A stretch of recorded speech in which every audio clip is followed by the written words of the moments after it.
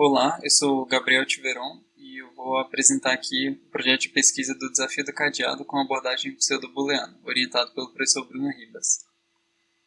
Primeiramente, o que é o desafio do cadeado? O desafio consiste basicamente em uma combinação de caracteres, geralmente numéricos, que possuem uma série de dicas que ajudam a encontrar a sequência correta para abrir o cadeado.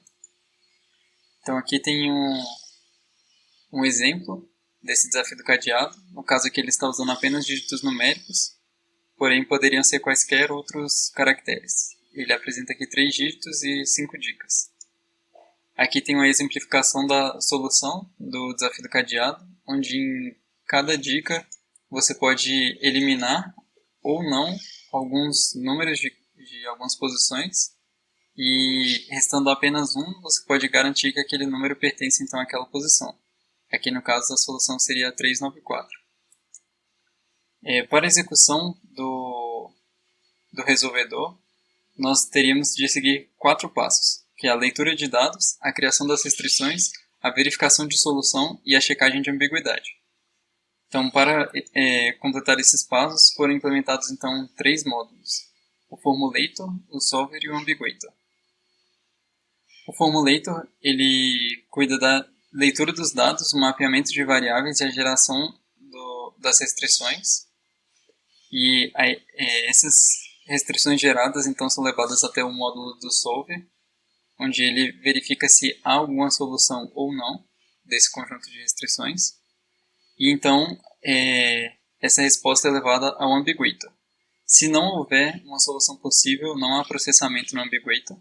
Porém, se alguma solução é encontrada, então o Ambiguator força essa solução a ser falsa no conjunto de restrições e retorna ao solver para encontrar outras possíveis soluções.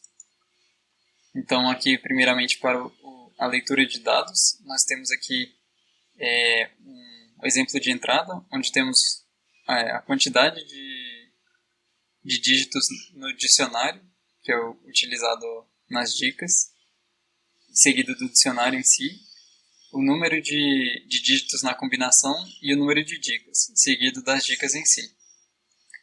Então, para a criação das restrições, é necessário mapear as variáveis, e elas são mapeadas da seguinte forma. Aqui, por exemplo, o número 1 na posição 1 representaria a variável x1, o número 1 na posição 2 representaria a variável x2, e assim por seguinte até o número 9 na terceira posição. Um exemplo de uma restrição seria esse, onde é negado as 3 variáveis do número 1 nas 3 posições, e isso deve ser maior ou igual a 2, o que garante que o número 1 apareça em apenas uma posição.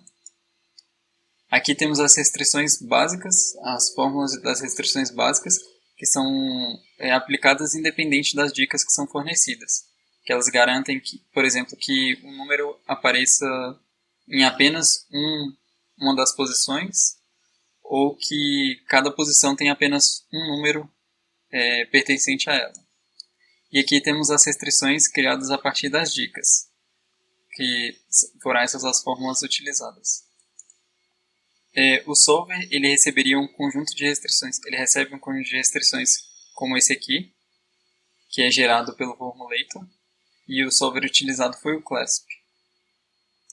Então, a solução que o solver traz vem mais ou menos num formato parecido com esse, onde a variável x7, x12 e x26 seriam verdadeiras aqui no caso.